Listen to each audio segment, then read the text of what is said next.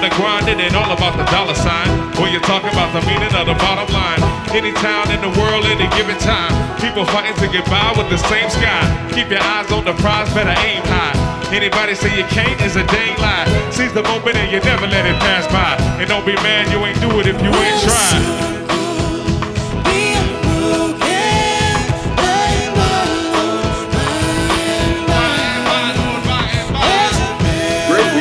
My name is Dwayne Heisler. My day job is with SEIU Healthcare PA.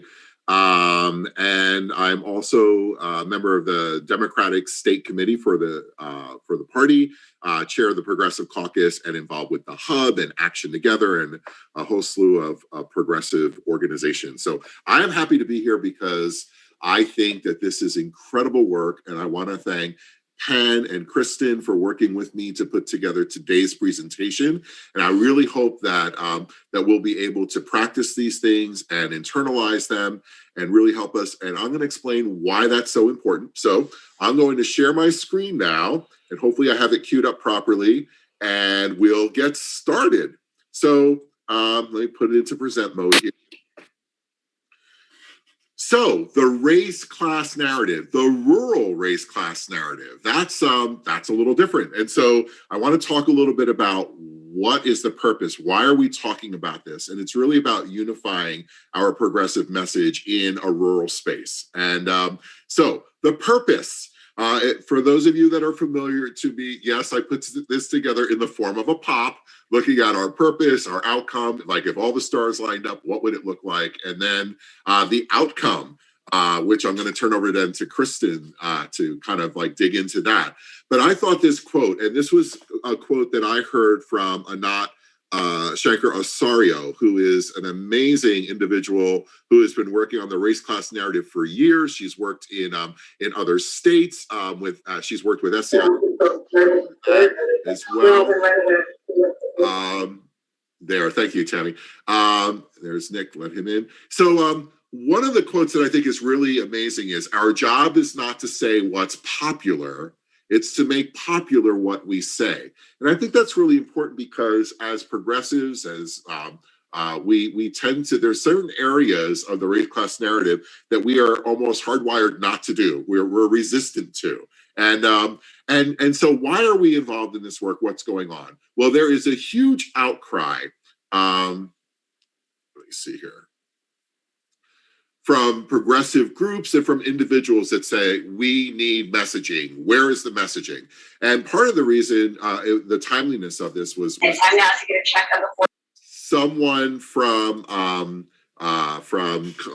Action Together, Columbia County came to me and said, hey, we're really having some challenges around fracking. We want to know how we can really message this and how we can frame this. And we went to work with our think tank to try to come up with a framing with a specific goal in mind. And that goal was to persuade those who are persuadable.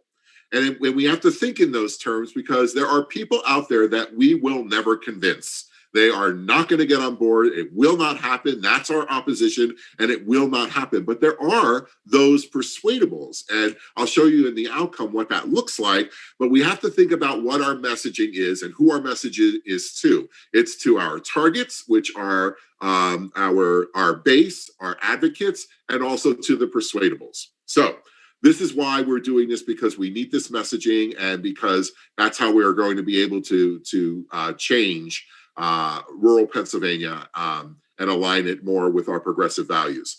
And we're not alone doing this. We have partners that are doing this, and there's a ton of them. I've already mentioned this is, of course, there's official groups all over the country working with race class narrative. You also, ASO, that's Anat Shankar-Osario Communications, Democracy Rising, SEIU.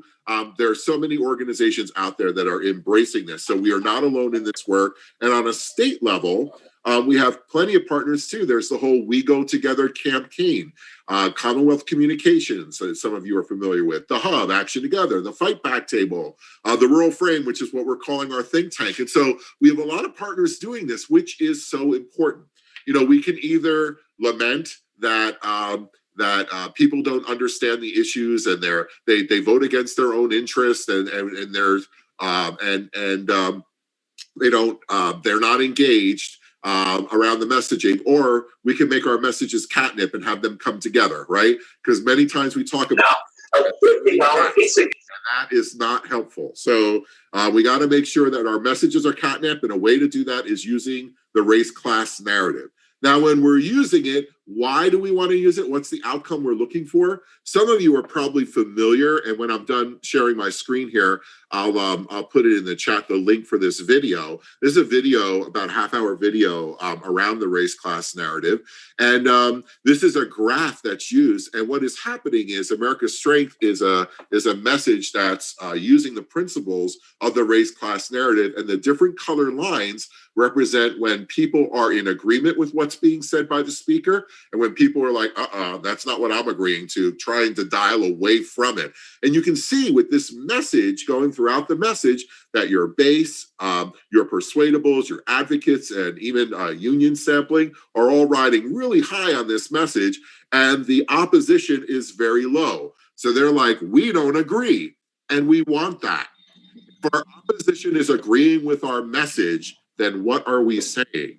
Probably not very good. And this is a challenge for us, because many times we want to be like, oh, but we should frame it in such a way that everyone wants to be a part of this. And we are alienating the conservatives that are on that side. And we need to bring those people in. We need to realize that there's an opposition that will never be with us, which is why we have to be really strong when we're using the race class narrative and make sure we use all of the facets of it.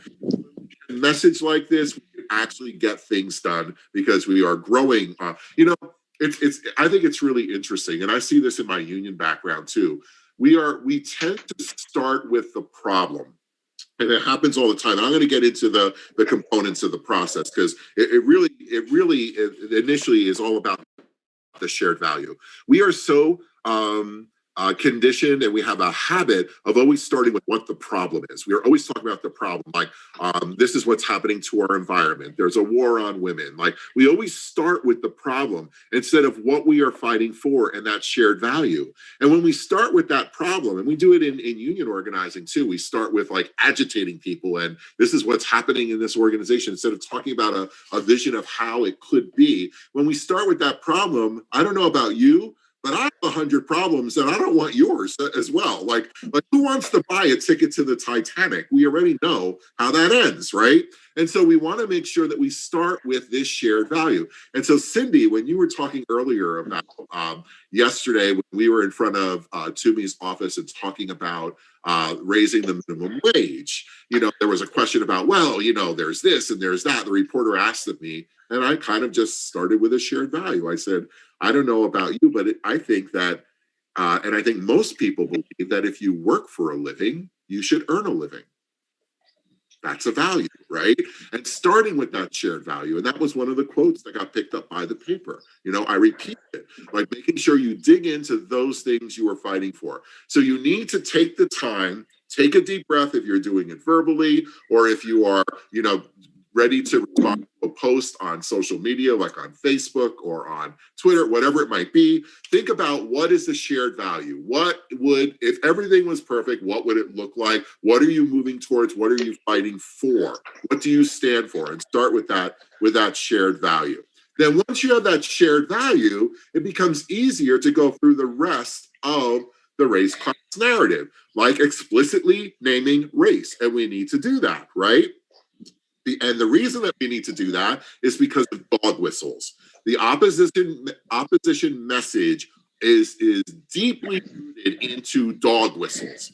When we hear people say things like, I don't want my tax dollars to be going to schools in Philadelphia, what are they actually saying? And if you're in rural Pennsylvania, you hear that all the time. Are they talking about the little white kids in Philadelphia? What are they talking about? And there's examples that are used by other organizations when we talk about the dog whistles, the racist dog whistles that are out there.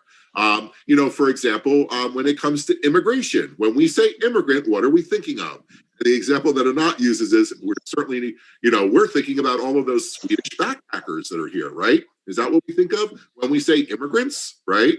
When we say undocumented immigrants, is that what we're thinking of, right? It's all about the dog whistles, which just stokes those fears and those racial biases, those and hatreds that are out there. And it's always about that, because this is what the opposition does. They always try to divide us. So we also have to make sure that we are definitely naming the villain.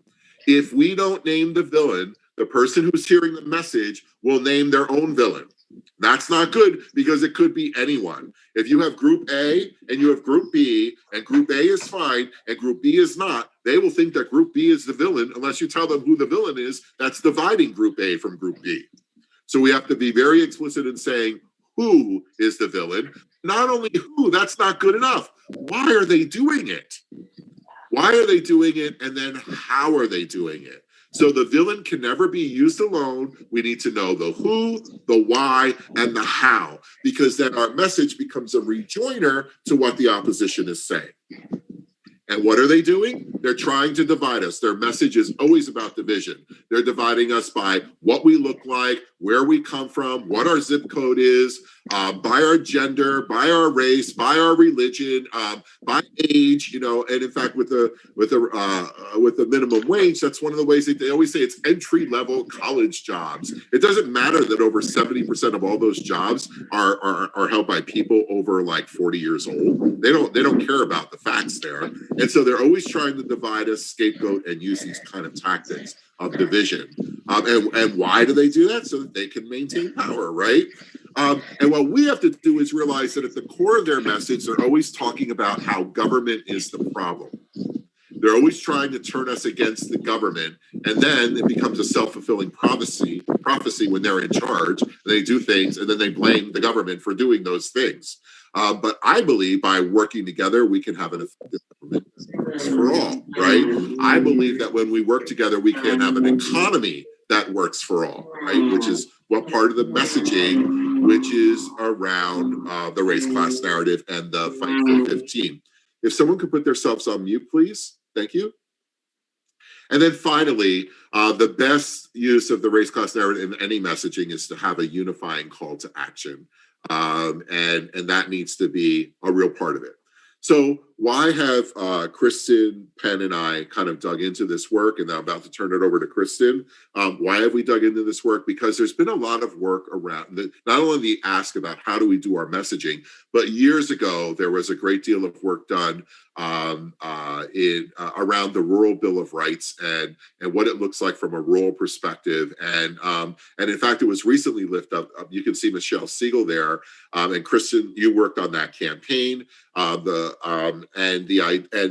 was this was on the steps of Harrisburg, and there were all kinds of people there who ran for office, current elected officials who all signed on to the Rural Bill of Rights, which kind of mirrors what they're doing with the We the People campaign in the Pennsylvania Budget and Policy Center. All of those things kind of come together. And we thought, is there a way that we can kind of take those ideas and think about how we can just in general have a broad sweeping statement about how we can connect with rural Pennsylvania and create a rural class narrative. So with that, I'm going to turn it over to Kristin. And Kristin, did you want to share your slides, or shall I keep going and flip for you? Either way is fine with me. I can share, but thank you so much. Perfect. Well, then I will drop in the link here for that video that has the charts and the graphs. And so I'm sure you'll be fascinated by it. It's the thing that got me hooked. When I saw that, I was already working on it, but not really. But when I saw how these messaging actually affected people, I thought, oh my gosh, Dwayne, we need to follow the science here. We need to step up the game and increase the ability of us to message in such a way that we could persuade persuadables. So there's the video for you. So now I'll turn it over to Kristin. Hi, everybody. My name is Kristin Mulchansky. I'm one of the other facilitators for the Hub, and I've been working for the last couple of months with Dwayne and Penn on developing this messaging. And to just give you a little bit of background on me, I was an English major in college with a particular interest in language and the way that language affects us, our human psychology. And as Dwayne mentioned, I worked with Michelle Siegel last year on her state Senate campaign. And I see two people on the call who, helped join us on that day in September and make the event a real success. Rose Reeder and Jackie Baker. And so without further ado, I'm going to share my screen and just go through a couple main points and takeaways about what stakeholders have found researching the use of this technique. I don't want to spend a lot of time on this, but I think it's a little interesting. So here we go. All right.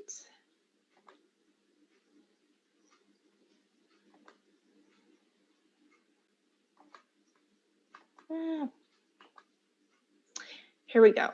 So when we talk about messaging, as Ray said, or as Dwayne said, sorry, we are trying to reach the persuadables. And very often right now we think of ourselves as completely divided and that there's no one in the middle. This research comes from We Make Our Future. And as Dwayne said, this is an organization that has a lot of stakeholders, many that you may know: ASO Communications, 1PA, CSIU, PA Stands Up, For Our Future PA. And I just wanted to include it because, as you can see, most of the people in the middle are the persuadables. It's about half of the people. And that is why I think this messaging is so revolutionary. We are not nearly as divided or locked in as we like to think, or people want us to believe. And this technique is so vitally important because the persuadables are open to our policies, but they are swayable when messages around race and dog whistles are used. And so if we're not talking about that explicitly, we are kind of seeding the field and we're letting the opposition frame the narrative. And that's exactly what we cannot do. And then some core insights about PA. So one thing researchers found when they were testing the race class narrative was that Pennsylvanians respond really well to messages that have an overarching expansive value and shared goal, shared belief. Many Pennsylvanians feel that they lack a state identity. So crafting a message that really emphasizes shared values is far more engaging. Repeatability, as Dwayne said, if your message isn't repeatable, it's not going anywhere. And in particular in Pennsylvania, solutions and a desirable future were the most engaging messages. They were the messages that were repeated the most often. Intersectionality and dog whistles. Respondents in Pennsylvania really responded to messages that could clearly define the crossover and overlap between race, gender, class, religion, and attach the harm from dog whistles to those targeted groups. And so it's really important to make sure that your messaging connects scapegoating to harm, because otherwise the persuadable can fall into the trap of thinking that that particular group is responsible for the harm that gets placed on them. Okay, and then this little segment is what's in a word. So there are some key things about diction and word choice that you want to watch out for. You do want to use certain politicians, not all politicians. You want to qualify it. When you go to an expansive generalization, the persuadable will distrust you. They will distrust your solutions, and they will kind of shut down and detach from your messaging. Unions of working people is more effective than saying labor. Sadly, labor has become a politicized word, and they found that including the term working people was far more persuadable. Talking about protecting our air, water, and land was far more effective than saying Green New Deal. Green New Deal was attached to a policy, and that policy was attached to partisan politics. Protecting our air, water, and land, on the other hand, particularly in Pennsylvania, is actually in the Pennsylvania Constitution. So it harkens back to our shared values. Richest 1%, you do want to say, versus top 1%. Top 1% reinforces the idea of superiority and a hierarchy, whereas richest 1% did not. Richest 1% invoked feelings of wealth, and wealth being more of happenstance more than meritocracy. So now we're actually going to go through the race class narrative statement that we've crafted. I'm going to go through it by section. So we're going to go through the 3 V's in pieces, and then I will show you the full final statement. All right. So our first V is the value statement, and this is what we've crafted.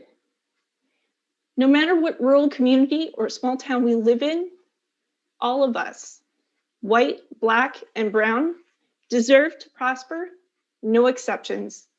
We all know that small towns do not mean small ideas, and the best solutions come from our own communities. So there are a couple things happening in this statement. The first is we explicitly name race. And you want to do this every time in your value statement right off the bat, specifically ID race. Then the first part of this statement is the shared value. We all believe in these things. We all want these things. That's then followed by the second sentence, which is the shared goal. Doing this together, or all people working together, can accomplish the shared value. So that is the shared value statement. And now we're going to move on to the second segment, the villain. The villain is probably the most complicated and hardest part of the race class narrative statement to write. I know Dwayne spent hours working on this part, and I think did a fantastic job. But there's a lot happening here, and we're going to go through it kind of slowly. Okay, so here's a villain statement. But today, a handful of conservative politicians deceive us by voting against what we know is best for our rural communities. Along with their greedy donors, they attempt to divide us based upon how much money we make and what we look like, so that they can cash in on our cheap labor, our natural resources, and getting reelected. These conservative politicians try to convince us that things will never change and that we will lose the things we value by moving forward with the improvements of our communities need. So that's a lot, but we're going to start here. The first thing is you ID the villain. So we've clearly identified the villain 3 times in this statement. The villain is a handful of conservative politicians and their greedy donors. And once again, we've qualified that. It's not all politicians, it's a handful of conservative politicians. It's not all donors, it's their greedy donors. The second is what? What are they doing? So they're deceiving us and they're trying to divide us. And we have those kinds of statements in here 3 times. They're deceiving us by voting against us. They're dividing us. They're trying to convince us of something that is not real. Okay, so that sets the stage. We've named the villain. What is the villain doing? Now, sorry, I need to move my box. How is the villain dividing us and deceiving us? Well, the villain is dividing us and deceiving us along lines of race and class. And that is what this statement in black is doing, based upon how much money we make and what we look like. And why? And this is the crux of the villain statement. The villain is doing this to benefit themselves and not us. So that is a very crucial part of this statement and this structure because of this last part, the effect. So the villain is exploiting race and class, dividing, deceiving us for X. And X is the effect of not accomplishing what we need, making us think that there's a false choice between change and our values and identity, and that things can't change. And the implication here, I think, is very important. And shows up a lot in race class narrative statements, and is particularly what we were going for in this one. If you look at the first paragraph is about voter and people agency. And the second paragraph implies or directly outright says that that agency is diminished or taken from the voter because that's what the villain is trying to accomplish. That's what the villain ultimately wants. And that is why he's trying to use race and class. So that statement of effect sets up a turn to the third part, the vision. When we come together as a united community, we can take control and shape our own future with rural rights and ideas, white, Black, Latinx, rich, poor, Christian, and non-Christian. We are stronger together. When we, the people, speak with one voice, we can build a future that benefits everyone. And again, the first sentence of this statement is the restatement of the shared value and goal. It gives back the voter or the citizen their agency. That's what we want for you. We want you to have agency and power to shape your own future. The villain does not. And then again, we explicitly make a nod to race and class. And then we end with a clear articulation of the vision statement. Together, working together, we can build a future that benefits everyone. And it's important to note, the vision statement is most effective when it is a statement about equity. And so that is our race class narrative statement. Now, this is a general statement that we've put out that can be used as a general statement or tailored if you wish to a more specific topic. And with that, I'm going to turn it over to Penn Garvin.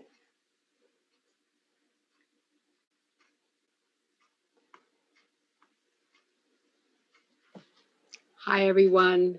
Thanks, Kristin, and thanks, Dwayne, for really explaining. A lot of this is something that for us who have talked in a certain way and thought in a certain way is not always easy. It might look easy. Kristin kind of made it look easy when she put it up there and all the different parts.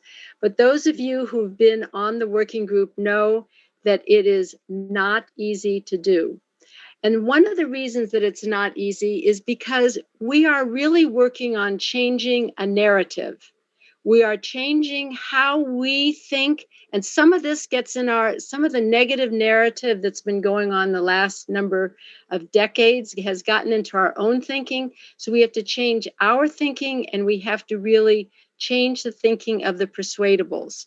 I'm going to start with a statement of how we have been hearing things and the kinds of messages we've been getting. And this really started back, I'm going to go back in history. It really started back when Brown versus the Board of Education in '54, because at that point, conservatives realized and the Southerners realized that their way of life was going to change. And they were correct. Their way of life was. So one of the things they did is to take control of the messaging so that they would have some way of making sure that people saw what was happening in a certain way. We're seeing that now with the whole issue of voter suppression. This has not changed.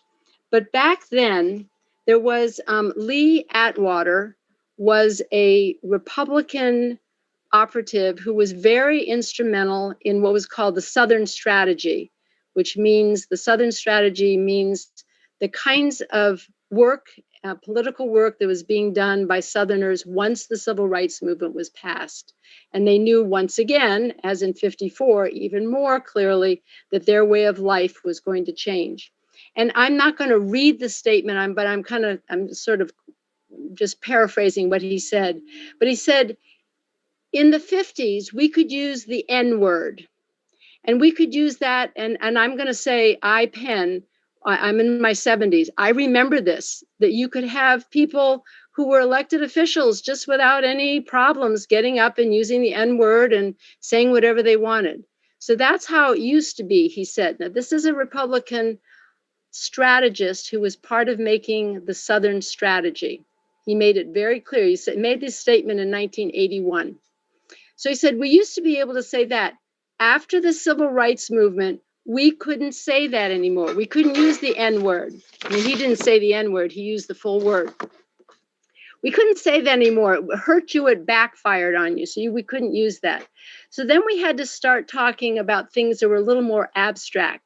We had to talk about things like anti-busing. We had to talk about states' rights, etc. And as things went along, we started having to even get more abstract. We had to talk about cutting taxes. And all those things were really economic things. Once again, I'm paraphrasing. This is basically what he said. They're economic things that we were using. But the byproduct, and this is a quote from him, the byproduct of them is blacks get hurt worse than whites. That's a quote from him. The byproduct was that. And so now we had to start talking about what we want, what we needed to cut. It's even more abstract. But this is the kind of thinking that is now what we have been most of my life, and for some of you, all of your lives, is the kind of messaging we've had. Race class narrative is working to change that messaging from one of divide and conquer to one of we have shared values as Americans. And we know that when we all come together, most of us want very similar things, and we can get those things if we stop the divide and conquerors. That's the basic message that we're trying to. Now, that's in some ways a simple message. In other ways, we are fighting against decades of what we have heard. And some of this stuff that we've heard has affected our own as progressives thinking, and it has certainly affected non-progressive persuadables thinking. So we are working to change that. That's one of the reasons that we're doing this webinar, is that the Hub for Progress formed a think tank, very small group. It's Dwayne and Kristin and myself at this point, but we reach out to other people and get input. A think tank to really delve into how do we start changing that messaging out here. It's going to be slightly different than the messaging in Philadelphia. We're talking about out here in the rural areas that we know of. So that's really why we are talking about having people who are working as progressives in all sorts of areas here, working together so that we have a similar message. People, the persuadables, start hearing the same thing over and over again to counteract the years, decades of hearing the things that we have heard over and over again. So that's why we are really urging people to start looking at this and using this no matter what the work is that you're doing. Now, one of the things that is difficult is that, and Dwayne referred to this, we as progressives, and a conservative colleague of mine called us once despairingly the chronically concerned. And I jumped at that and I said, oh, I am really honored to be called a chronically concerned. So we of the chronically concerned tend to be drawn in when we hear a problem. We see a problem, we tend to be drawn in. Sometimes we're overwhelmed, like, oh my God, one more to deal with. But we don't go, oh no, don't want to hear that. Persuadables tend to do that. As Dwayne says, they do not want to buy a ticket to the Titanic. We want to buy a ticket to the Titanic so we can help and make sure the Titanic doesn't go down. But they're not interested really in doing that. So we have to really change how we present our issues. And that is hard for many of us. Those of you who have been in the working group know how hard that is, that we tend to go for the problem and to change it to the value first, and what unites us first is not an easy change. I have found in the work that I've done, both with myself and with others, there are three obstacles or pitfalls we tend to fall into. One is we focus on the problem rather than the shared value. So we have to change our thinking that we immediately, when something comes up, we start with the shared value, not the problem. Because as Kristin pointed out, if you say one group has a problem, people will fill in that problem. And that problem, before you even talk about it, they're thinking, oh yeah, inner city youth, yep, lazy, don't want to go to school, whatever it is that they will be filling in. So you don't want to talk about the problem, you want to talk about the shared value. In other words, don't talk about, yep, unequal schools and the children in inner cities are their scores are much lower than, you don't talk about that. You say, we all in this country believe that everyone has a right to a good education. That's a difference. You're talking about the same thing. You're about to talk about problems in education, but you're not talking about the problem. You're starting with a shared value. So you get people on your side. You get the persuadables thinking, yeah, I'm an American. I believe in that. That's how I feel too. You're getting them, you're connecting with them. Any of you who are parents know that one of the best ways of dealing with children is connect and redirect. That's what this is. We're connecting first with them and we're redirecting them to think about it differently. So the first thing you lead with is the value, which Kristin was very good at explaining how you do that. That's one of the pitfalls, needing to start with value and not problem. A second pitfall that we have is we have a very difficult time in this country, and this really is true of progressives, naming race. We've been taught to be race blind, not see it, all that stuff that allows race to be used. We've been had the experiences probably of starting to bring up something about race, and the conservatives say, I didn't even bring that up. Why are you bringing up race? I didn't bring it up. So we have backed away from using that, and that's a big problem, because when we say we as a white person, I'm a progressive. When I say we, I mean everybody. I mean Black people and brown people. But in this country, because of white supremacy, when we say we, it means white people. And people of color know that. They have been left out. So that when it's very difficult often for us to, especially in this area where I live in an area where there are not very many people of color. So to bring up and say, we all, white, brown, Black, and now one of our members brought up this very good point, and that is we need to start talking about Asians, because that's where Asian Americans have been having a lot of problems. So that's a new development that we have to sort of see how we're going to develop that in the race class narrative. But we have to bring it up, and it sometimes feels very uncomfortable to us to do because we've been taught not to do it. And because we think, well, if I do that, it's going to alienate these conservatives. It may alienate, but you know what it also will do? It'll let any person of color know that they are part of the we. And it also will really start educating in this reframing of the narrative that when we say we, because of white supremacy in this country, we need to name race, because it doesn't automatically name race. In fact, it automatically keeps it out. So that's the other stumbling block that we have, is to really name race in the statements that we make and in the work that we're doing. The other one that is very common is we have a hard time as progressives, sometimes, some of us don't, but some of us do, of naming the villain, of actually using the name of greedy donors or corrupt politicians or whatever it is that we have designated as the villain. I think there are a couple reasons for that. One is because it's just hard for us that conservatives seem to have a very easy time naming, Democrats as villains. They don't have a hard time, but we have a hard time naming villain. That's one reason.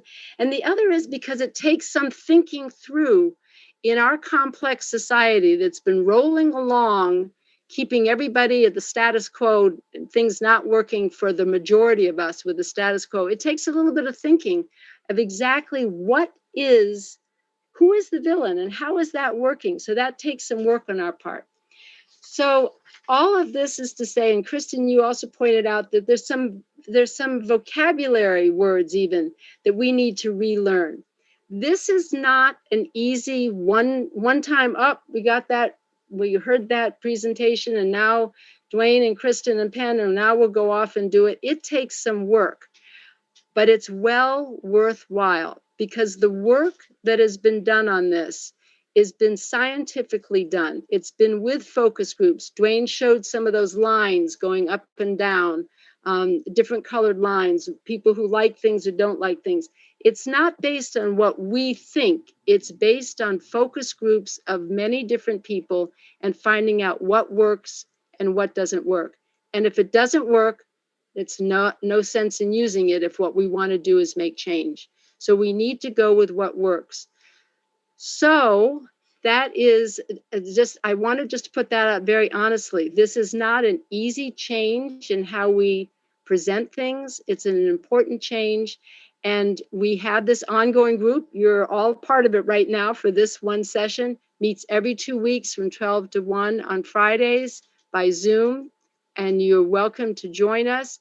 Also, we are very happy to go out and make presentations at your organization, with your group, with your church, with your group of friends, whoever, to start really being able to get this thinking out so we can start talking about it in a similar way, and the persuadables start hearing similar messages and consistent messages. So I'm going to stop. We have a little time, and I'm just going to sort of open it up to questions or comments from people. And I'll start with Cynthia. Yeah. Yeah, I'm trying to figure out, like in my life, I live in a silo. I live in a Democratic silo, and all my friends are progressives. And so I'm thinking, the way this could apply for me is I like to write letters to the editor. This is a way that I can reach people who I don't normally talk to. And I can use this formula in a way that could be pretty effective. I'm trying to figure out what other scenarios can you suggest to us? Like, and Wayne used his, and he was on the picket line, and he got the interview with the reporter, so that he was prepared because he knew that he would have that opportunity to reach a broader audience. What other kinds of scenarios are you seeing the application of the race class narrative being played out in at your church? Or, I'm trying to figure out where I would go with this. I'm going to make one statement, and I'm going to open it up to other people. Dwayne and others may have an idea. One of the things that we need to be doing is we need to be teaching other progressives to speak this way. So start right there. I would start right there. Of course, we're going to be in sympathy with this, but we don't necessarily use this. And when we start going back to problems and not naming race and not naming the villain clearly, even if we're talking about progressive issues and we come from a progressive standpoint, we are not helping the persuadables to understand it. So I would say, number one, you live in a great atmosphere to really start talking to other progressives about how to really form what we say in a way that persuadables can hear. Other people, other thoughts about where else Cynthia could reach out to, where else anybody could reach out to. I'm going to have a hard time watching everybody because it's in 2 pages here. So, Cynthia, if I might add on to what was being said, when I was giving that television interview, I would occasionally kind of glance to the side with all the people holding up their signs, and I saw them all nodding and being like, yeah, that's right there, and giving some thumbs up about what was being said. So we have to remember that one of our main targets is to our own base, because our base is never going to be able to repeat it if they never hear it. So I double down with what Penn said. I think that you're in a perfect position to actually really help to amplify and lift up the race, whatever the issue happens to be, in the form of a race class narrative. And I bet you that some of those folks who are standing in line with those signs are now using some of those words today because they heard it. If they didn't hear it, it won't get passed along. So I think that that's really important. Very good question. Thank you, Cynthia. Okay, Lisa Longo and then Sam. Hey, thanks, Pam. This was great, guys. The amount of work you all did, amazing. One of the framing issues that I think we have found very effective, and I'm talking I'm in a group of the national leadership, we talk about this a lot, is distilling it down to local issues, right? And those of you who know me know this has been my focus for quite some time. A lot of people don't realize most of the taxes that impact us in Pennsylvania are your property taxes, right? The big issues, wages, so I come back to school districts, and I'm sorry, I know I'm a broken record, but let me just put this out. This op-ed is going out this week too. School districts are often the largest employer. In one of the things I discovered in Phoenixville, they had cut the wages for substitute teachers from $20 an hour to $15. They had cut the wages for maintenance workers from $17 to $19 an hour to $12 to $15 an hour. They didn't just cut future employees, they took money away from existing employees. One of the staff came to me because they trust me. We got those wages reinstated. Right? And what we set as our wages in the district impacts everybody. Because if you can come to the district and work for $15 an hour, you're not going to go to McDonald's at $10 an hour. We're going to force everybody to raise their wages. Same thing with energy policy, right? 2 schools with geothermal, we save $70,000 a year. I talk about this all the time. So we can get renewable energy. So what we found when we did that, though, was it across party lines. Republicans like less taxes. They like balanced budgets. Independents like, the fact that we're helping people pull themselves up by their bootstraps. All of the messaging comes together. So I would love to talk more about that and how we integrate that into this document that you guys have created. Thank you so much. Thanks, Lisa. Sam. I just wanted to also follow up on Cynthia's question and just point out that learning these principles is not just about making statements.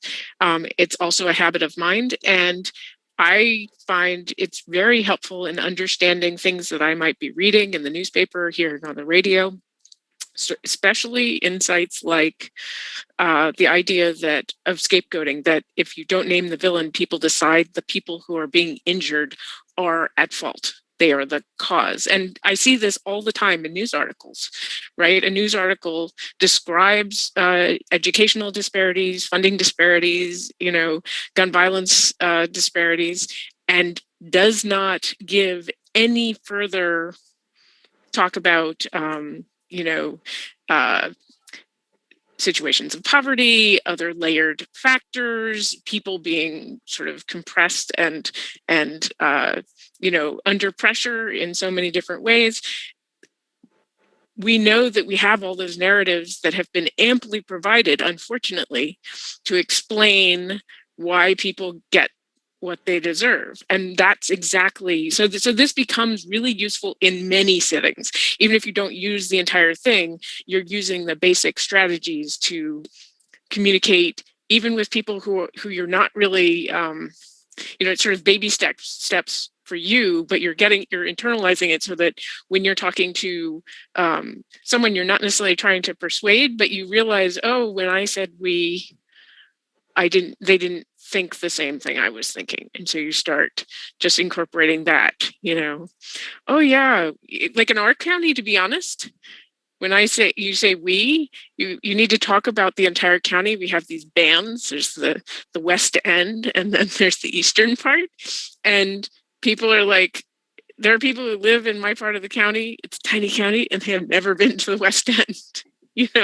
And so we have to say, the whole county, people who live in town and out in the rural areas, you have to sort of acknowledge everything. It becomes, and when you show that you are including people in one set of categories, you can also then say, and in the same way, we have to, include people of all races, make sure, black, white, or brown. I think Marcus brought up and Penn brought up the need to acknowledge that we haven't been addressing Asian Americans. I mean, that has been very emphatic. We've been doing all this race class narrative training for months now. And, a couple of weeks ago, it became a question of, oops, blind spot. Mm-hmm. Exactly. Thank I'd you. like to, first of all, thank you for sharing the problems that are associated with property tax and education, and you even mentioned the environment, I think, there. And we all get that because we're in this room together and we hear exactly what you're saying. And that's the challenge, because then we also say that it's the same people who always show up, right? It's because anger or these kind of like the problem like this only are going to attract the activists, and it's not really about the base. And those are the people that we always say, why do people vote against their own self-interest, right? Like, in fact, that's like a mantra, I think, with some of the Democratic Party, and like, why are people always voting against their own self-interest, right?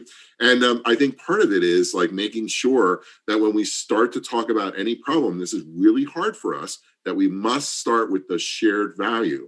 So like the challenge would be, what is the shared value around property tax? And you need to put a little thought into that.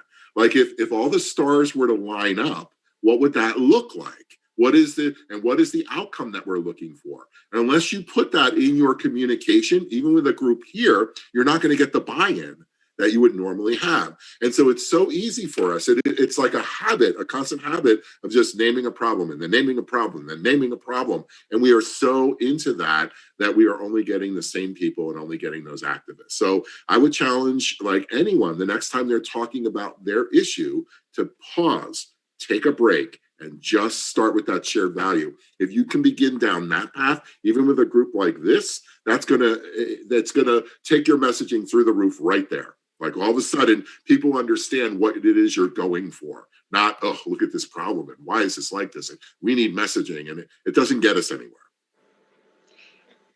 And along with that, I'd like to add that that's what this working group on this time, 12 to 1 on Fridays, is for people to bring their thinking about, wow, these are the issues that we need to be talking about. Bring your thinking here, and let's work together on it so that we can have some shared messaging and getting that out. Just as we did today with sort of the general one, let's get that out. So please consider, if this is not a good time, but you kind of want to be part of the group in some way, we may do a group at another time.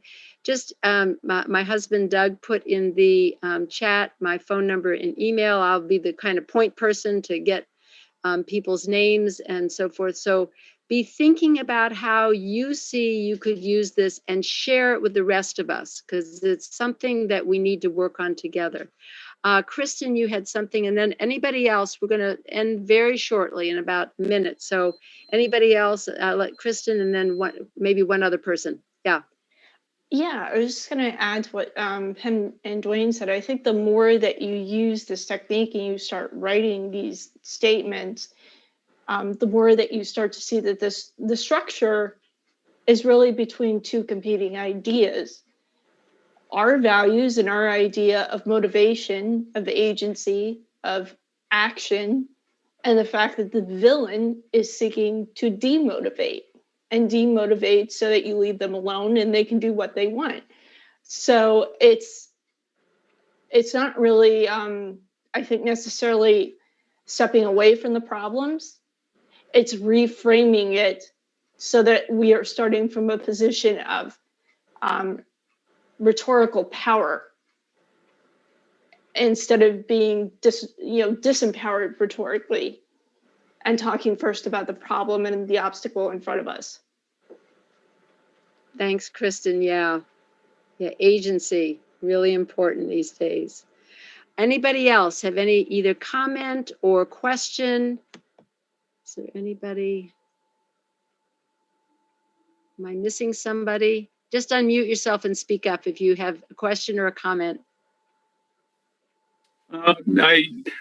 Dwayne, it's very, very relevant right now. We've got a big confrontation going on in our Board of Supervisors. We have the only Democratic supervisor in our entire county is being attacked. She's up for election this year because of reassessment, reevaluation. And you just mentioned shared values around of homes, okay, of property taxes. And you just mentioned shared values of property taxes.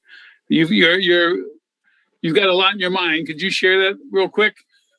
Yeah, so I wonder what that would be. What do property taxes do for us? Well, it provides government services, but I mean, What kind of services? road services. Are we happy with good roads? Sure. Okay, so we have to connect to the things that the community value. I have a vision that maybe we could have a town that actually has beautiful roads, right? And high property values, or it's a place where people want to come and live and start their family. Something like that. I mean, what would be the best thing for that community? The person who's running for that position needs to share her vision of what that community could look like and wrap that around a value that we all share, right?